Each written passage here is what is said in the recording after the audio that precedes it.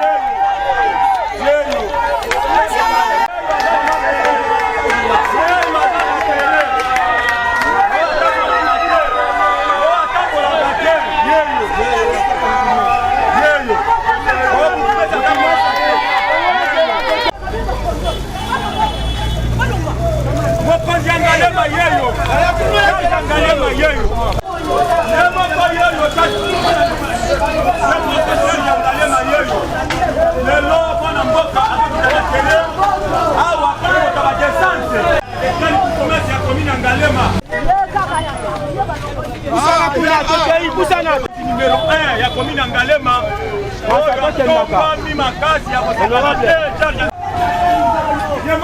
numéro 1 ya commune Ngalema oya tana charge ya Ngalema yeyo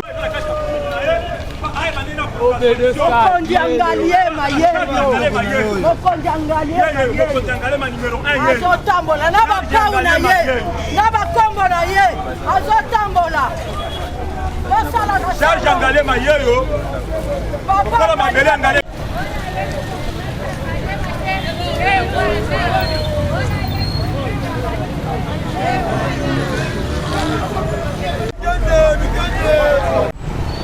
ok, tout droit. Non, non, tout droit. C'est là, c'est là.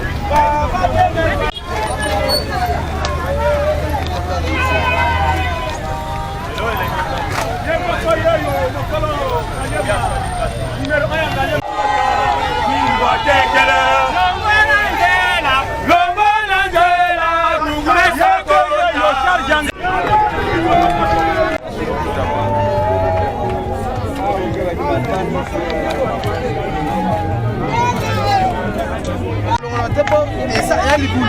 On va les caca. Mais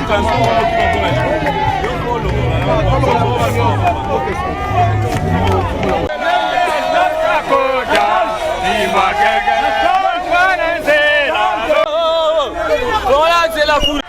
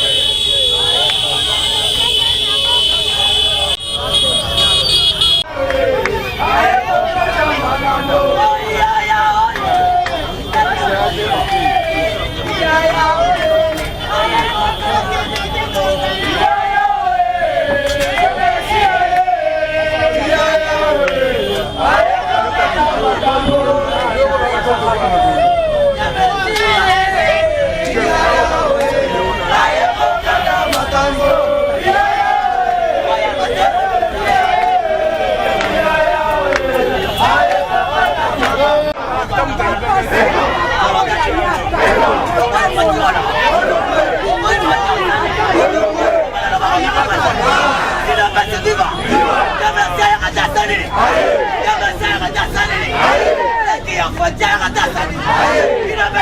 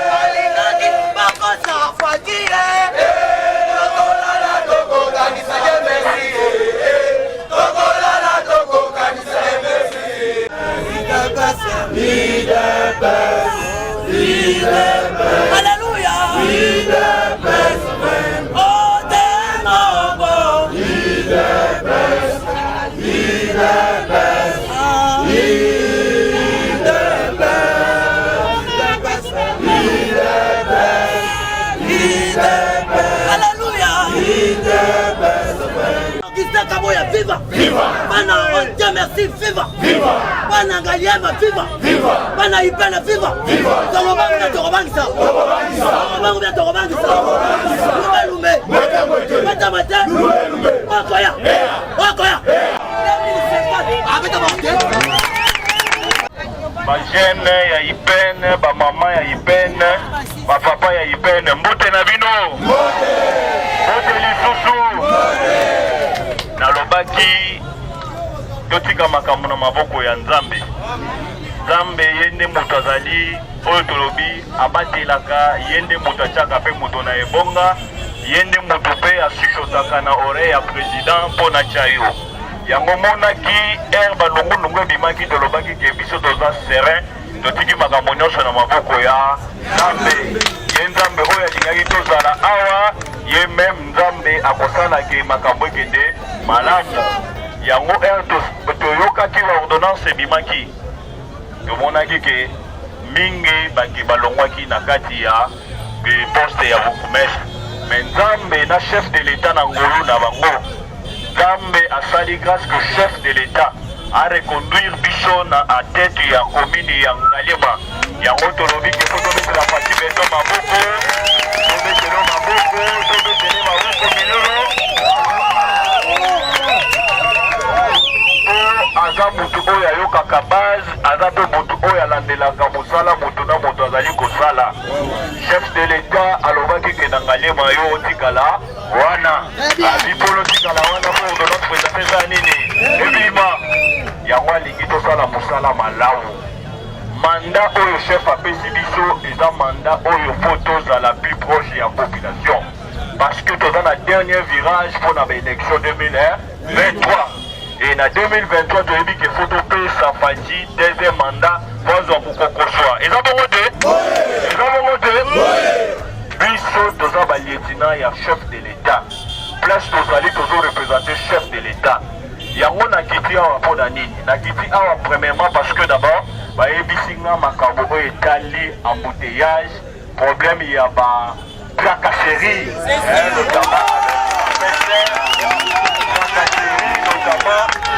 avec notamment donc disons bato oyo susi ya transport yango nalobi boye nga bourgmestre nazali koyoka litoi moko te lokola bakomeli nga mpo nakita na terrain natala soki situation eza obe ndenge bayebisaki nga na makoma yango moni lelo nakitaki nasala nga moko itinérance parce que babengi yo bourgmestre bamission na ye eza sécurisation ya bato na biloko na bango soki population bakomi kolela ngai pouvoir nange ezali wapi ngai nazali papa mpona pesa kimia ekati bana bazali yango nalobaki fale na ya nga moko nakutana na bana nasolola na bango nayeba baproblème nini oyo ezoderange bango bref ke bomoni deva bureau ya quartier ekomi lokola batie bacamion ebele batie notamment bavoiture ebele eza eloko ya malamu te place eza bureau ya quartier ezali ezorepresente bourgmestre pouvoir na ye awa soki eza na likambo na quartier ngomba kikusa bato bakoya na bureau awa soki eza na problème ya marché bato bakokende kuna alors place ezali ya marché place ezali devant devanture ya bureau du quartier tokoki komona bamituka yango nayebisi mama administrateur ya marché azali ya mama Dorcas nayebisi administrateur ya marché ye azwi ye toeleve ye na poste administrateur ya marché ya IPEN eza bongo te mission oyo aza nango eza mission ya kotia marché ya IPEN bopeto fotomona bopeto na kati ya marché IPEN bafulu oyo ya mike tomoni mwa mike tosala nini ezila yango mpe bino botika ye bongo te azali mwana na bino azali mama na bino ayaki abandaki kosala mosala tomoni ki aza mpe performant yango totomboli alors mission oyo azozwa eza ke marché ya IPEN ekoma propre et puis toyebisi commandant PCR aza wapi commandant PCR namonaki awa commandant PCR bajour toza na besoin na yo awa base eza na besoin na yo population aza na besoin na yo obenga ye aya awa voilà en attendant oyoye bajour toza bareprésentant ya chef de l'état chef de l'état aza moto ya paix azali moto ya kimia lokola aza moto ya kimia alingi Ngalema kimia esala nini ezala alingi mutu te na kati ya komine ya Ngalema bamission bapesi nga balobi tracasserie fo esila na IPEN tracasserie fo esila wapi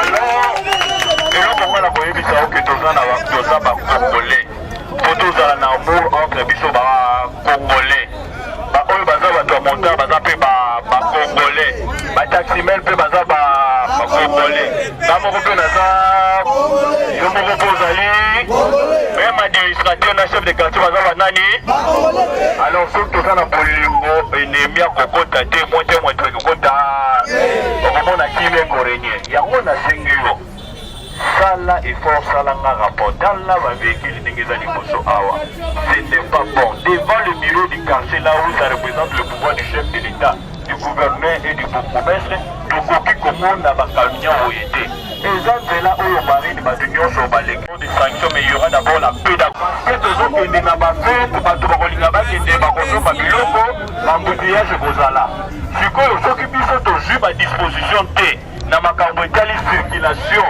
notamment ya bato na biloko na bango okomona ke moyen bato bakende kosomba biloko na bango ekozala te wana tozojouer role na biso te en tant que barepresentant ya chef de l'état yango nga nazosenga na bato ya transport nayebisi bango basala lisusu bango nyonso bayana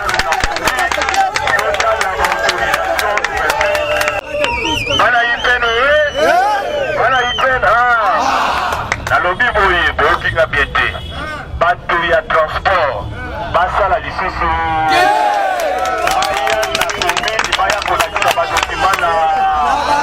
à partir de document na bango totala validité na biso tolingi moto oyo alingi kobebisa oyo tobengi elongi te oza vision ya chef de l'état te oyo ya kokobatre vision ya chef de l'état base na population ya Ngaliema ekozala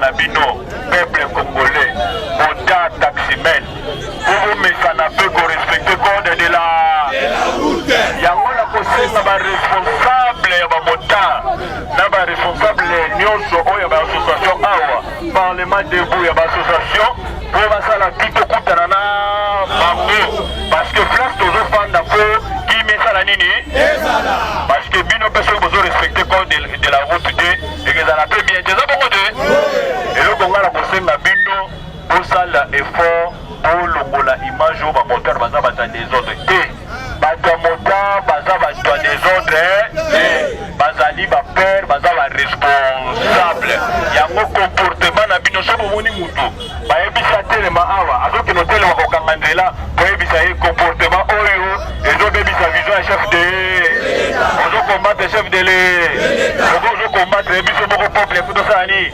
tosokipe na yo eza bongo te bongo nde tokosilisa bato ya mwete bato oyo bazotya desordre na kati ya ipene yango nasengi na moto nyonso na population ya Ngaliema nyonso particulièrement ya ipene devanture na yo 15 mètres ya devanture na yo ya magasin na yo kotyango lelo tokokipe te lelo tokozala constant parce que ezalaki matinée ya restitution ya koféliciter son excellence Félix Antoine Tshisekedi Tshilombo na ndenge a renouveler confiance epai na biso ozosi koféliciter secrétaire général Mwanabute Emise Kabuya na niveau ya mwana na ye Dieu merci beaucoup de gens balingaki bazala wana me nzambe alobaki kete mwana wana fasala nini yango tokolobaki nyonso topesa matoni ozi na nzambe papa nzambe bokokisi na nyonso oyo azopesa souffle de vie ye nde akontinue kobatela bino eloko mpe na kosenga na komanda ya siati ya ipene colonel Hélène administrateur ya marché mama Dorcas adimi chef de quartier Ngombake Kusa PCR ya Ngaliema fo bozalaka na ba réunion entre bino bozalaka ba évaluation na ba association boza bino nyonso bozotravaille na kati ya Ngaliema il faut bozalaka na ba réunion botala papa awa osali bien te awa omoni ndenge nini nga namoni boye bongo nde kosala ke makambo ekende mais soki bino nyonso baservice oyo boza na Ngaliema bozosala mutu na mutu na kote na ye ezala mpe bien te yango nalobi ke toza na oyo tobingi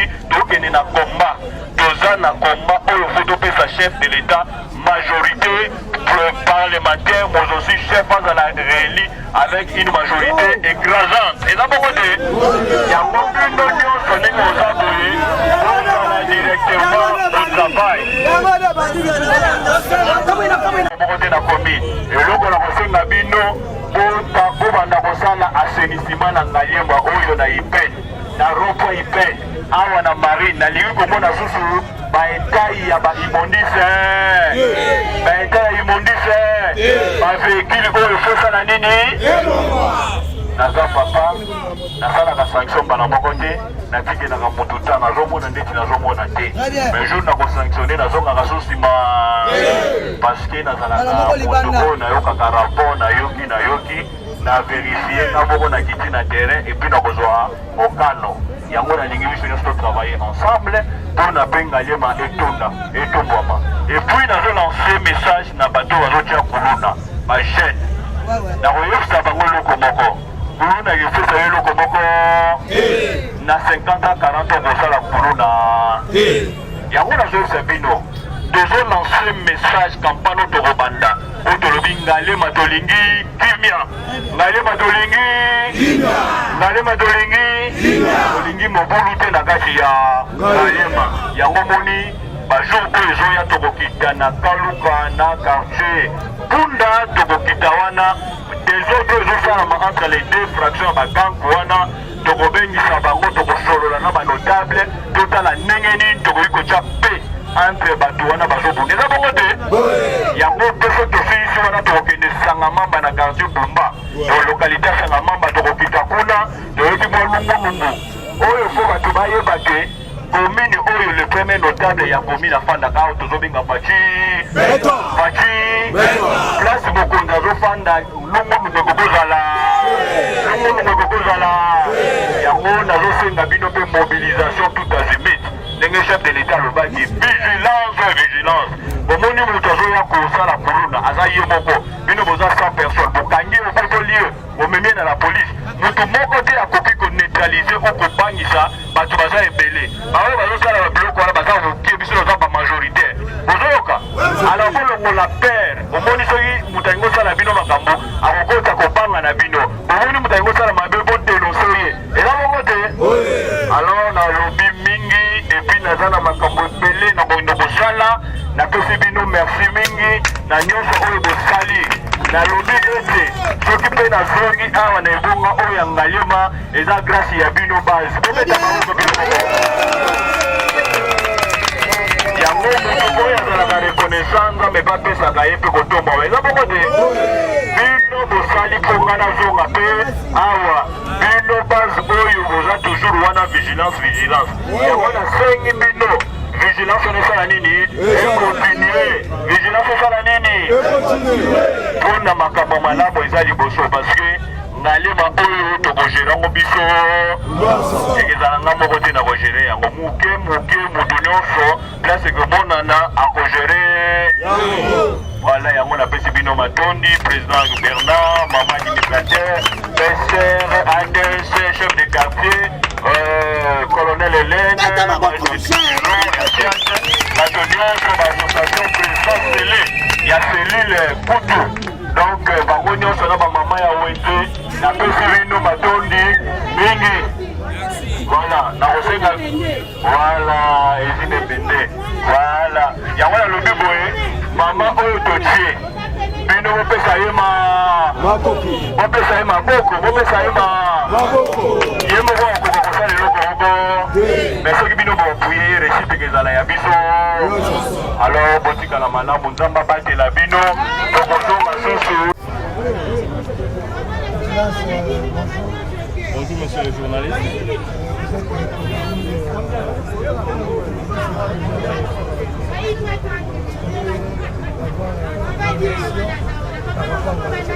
Voilà donc c'est la première descente que nous avons effectuée au niveau de l'IPN après avoir été reconduit par le chef de l'État. C'est pour cette raison que nous étions venus ici pouvoir d'abord faire l'état des lieux. Mais avant que nous puissions commencer, une fois de plus, nous devons remercier le chef de l'État, son Excellence Félix Antoine Tshisekedi Tshilombo, pour la confiance qu'il a réitérée à mon dos ces personnes. Je pense que ce n'était pas facile, mais le chef de l'État a voulu que nous puissions toujours continuer, notamment les travaux que nous avons abattus depuis que nous étions là. C'est pour cette raison que nous étions venus à l'IPEN. Nous étions venus faire ce qu'on appelle l'état des lieux, mais aussi l'évaluation. Nous avons reçu notamment beaucoup de plaintes à ce qui concerne le problème de l'insécurité, mais aussi le problème de l'assainissement au niveau de l'IPEN, mais aussi le problème des tracasseries. Alors nous avons voulu d'abord faire l'état des lieux ensemble avec le chef des chèques, entité ou chaque service pour voir de quelle manière nous pouvons résoudre notamment les problèmes qui rongent notamment le carrefour de l'IPEN. Et nous étions ensemble, comme vous le voyez avec les images, le chef des quartiers notamment de Ngomba-Kikusa qui est là, il y a aussi notamment l'administrateur des marchés, il y a aussi le colonel Hélène qui est aussi là, il y a aussi notamment le major du PCR. Ensemble, nous avons fait l'évaluation, nous avons dit que non, il y a quand même certaines tracasseries, mais aussi avec les gens du transport. Et nous avons demandé à tous les services qui sont ici de faire correctement leur travail. Et nous avons demandé aux agents de transport de ne plus continuer d'œuvrer d'abord ici. Qu'ils puissent venir à la commune d'abord. Qu'on puisse faire d'abord ce qu'on appelle l'évaluation et que nous puissions voir aussi notamment leurs documents qui leur donnent notamment la validité de fonctionner sur le terrain. Nous aussi nous avons interpellé le major du PCR de l'IPEN. Il y a beaucoup de tracasseries et vous le savez, nous sommes pendant la période de festivités et beaucoup de gens vont aller dans des magasins ou soit acheter des biens au niveau de villes et tout ça, il y aura une fluidité énorme de personnes et de biens. C'est pour cette raison nous avons voulu anticiper les choses. Nous n'avons pas voulu qu'il puisse y avoir des désordres ici au niveau de l'IPEN. C'est pour cette raison que j'ai pris la résolution ensemble avec eux. La première des choses, je vais voir dans tous les acteurs principaux, notamment des carrefours de l'IPEN, des quartiers Ngomba-Kikusa et des quartiers Bumba, que tous les véhicules puissent être débarrassés. Les épaves doivent être évacuées. Tous ces éléments doivent être évacués, mais aussi les immondices, un peu d'immondices que nous avons vus dans les secteurs, doivent être évacués rapidement. Parce que nous voulons que ce deuxième mandat que nous avons obtenu par l'entremise de l'ordonnance du chef de l'État, que ce soit un mandat encore plus fructueux par rapport à ce que nous avons effectué lorsque nous étions nommés par le gouverneur de la ville. Alors nous sommes pendant aussi le moment des élections et nous étions aussi venus mobiliser notamment la base, mais aussi la population de s'enrôler aussi massivement. De s'enrôler massivement parce que Ngalema doit avoir aussi beaucoup de sièges, que ce soit provinciaux, que ce soit nationaux. C'est pour cette raison que j'ai interpellé chacun de nous. Lorsque l'opération de l'enrôlement va débuter, tout le monde doit aller dans le bureau pour se faire enrôler pour qu'il puisse voter le Fatou Béton qui est notre candidat qui va sortir avec une majorité écrasante. Nous aussi, vous devez s'enrôler pour que nous puissions avoir aussi la majorité parlementaire pour que le chef puisse avoir la capacité d'implémenter son programme pendant le deuxième mandat. Alors je demande à tout un chacun de vous, notamment la base, la population de Ngalema, que vous m'avez soutenu pendant des moments difficiles et pendant des moments de joie, que nous puissions continuer à travailler ensemble. Seul, je ne peux rien faire. Le deuxième mandat, c'est un mandat de réussite totale. Alors nous tous, mettons-nous main dans la main, nous allons arriver à faire quelque chose de bien, n'est-ce pas? Alors je demande aux associations, notamment à SECO, à Chaco, pas de désordre. Je demande aux PCR, aux motards de respecter aussi le code de la route. Vous puissiez être là pour respecter le code de la route, mais respecter aussi le genre que le chef de l'État a établi. Même les chefs de quartier, même les responsables des PC, les administrateurs, vous devez les respecter. Si vous ne les respectez pas, vous fragilisez le pouvoir de l'État et du chef de l'État. Alors je pense que je vais revenir le 30 pour faire l'évaluation des recommandations et des instructions fermes que je vous ai donné. Et vous devez l'appliquer pour que nous puissions faire rayonner davantage notre municipalité de Ngalema et particulièrement notre commune et notre quartier Bumba, Ipen ou Carrefour de l'Ipen. Merci beaucoup. On a d'abord beaucoup de la population parce que le chef de l'État a perçu son deuxième mandat. Il y a un autre petit Fatou Béton, Matondo Ming. Et ça a eu facilité. Nous allons qui m'ont ébélé, mais le chef de l'État a voulu me reconduire. nazalaki mutu oyo d'autres fois banungu nungu ezalaki mais chef de l'état lobi Dieu merci na moni oyo sali na lingi au continuer toujours na tête ya Ngalema yango na yebisi chef de l'état tokozala toujours balieutenant na ye tokokontinue kosala musala yango na mandat oyo apesi biso tobaki non tobanda nanu na IPN mpona toyoki banungunungu ebele nayebisinga problème insécurité problème assainissement tracasserie na lobi non nakita na IPN nga moko namona yango na miso na kiti na bengi chef de quartier Ngomba Bikusa Bomba major PCR na bengi administrateur à marché les associations parlement debout ASECO ba mama ya Zando ya IPN boya to solo la nini ezoleka awa na tali na moni ba véhicule liboso ya ba bureau du quartier na lobi boye koke za la boyete place ezali zo représenter pouvoir à chef de l'état pour ezala libre to koki komona embouteillage te blocage te dans la période ya ba fête ba tu faut ba kende ko fêter ba kende ko somba biloko lokola na za bourgmestre mission na ngaiza sécurisation de biens et de personnes. Yango na sengi na bati autorisation de transport. Oyo basa na service de transport ba ya nanu na commune ba ya kolakisa ba document na bango. Aner bozoyo kanga moto nyonso ya transport. Oyo nana zui mandat na niveau ya commune te moya evre sur terrain eza. Moya evre sur terrain eza. Olingi mutu te. Biso toko combattre mutu nyonso. Oyo azolinga abebisa biso chef de l'état. Yango na rappelé avec des termes fermes, notamment na commandant PCR. Acha des ordres na IPN. Acha des ordres na IPN. Ba camion nyonso nazomona oyo bakangi na ba épave oyo eza na ba terre oyo na lingi dans une semaine nyonso esala nini? Esala nini? Bino sikoyo bozawana pona kosala vigilance.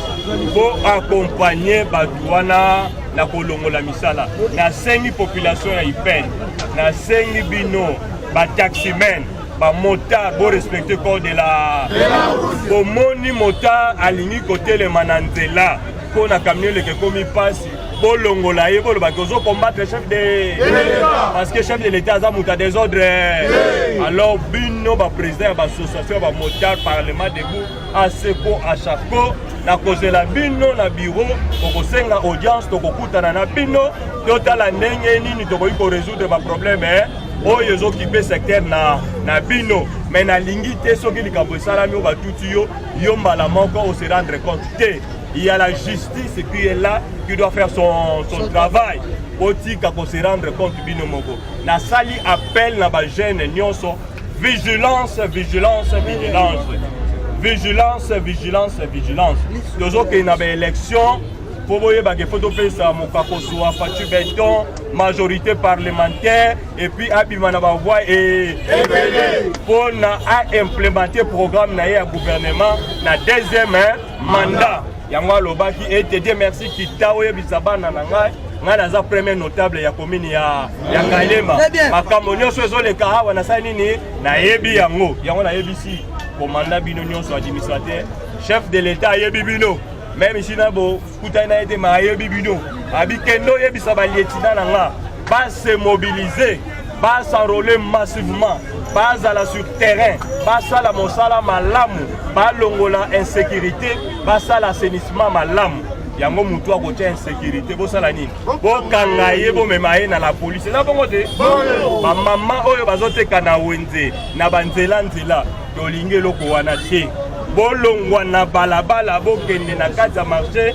boteka na betalage eloko eleki bomoyi eza te banzela esalama mpona bakamine esala nini eleka yango nasengi base population merci na bino na ndenge bosoutenaki nga na ndenge bozokontinue kosoutenir nga na bamoment difficile na bamoment ya malamu tozalaki ensemble nalobi pouvoir oyo eza ya bino tokosala ensemble tokogouverner ensemble Nzambe a continué kobatela bino apesa bino kimia apesa bino mokakoso abozala toujours makasi. Merci beaucoup. Tokoya les 30 pour na kosala évaluation ba décision nyonso tozwi awa. Merci na bino. Parce que a reconduire bourgmestre ya Ngalema aza mutu oyo alingaki population biso ba motocycliste alingaka biso makasi préparation, il y a enrôlement, préparation, il y a élection 2023. Pour te payer ça, il faut se faire deuxième mandat. Namboka na parce que ça moi Namboka Congolais de père et de mère. Il y a on est au PC merci Makas, au PC na Dieu merci pour commencer à parler. PC merci pour na mosala salle. La casserie les gars qui est belé na IPEL. Ba transport, ba PC, ba so salami, ba so kanga na désordre. Tout ça qui na kimate mais les autres aussi le soulagement. Ouais, je peux service assurance. Et chef de l'État a un souci à la population.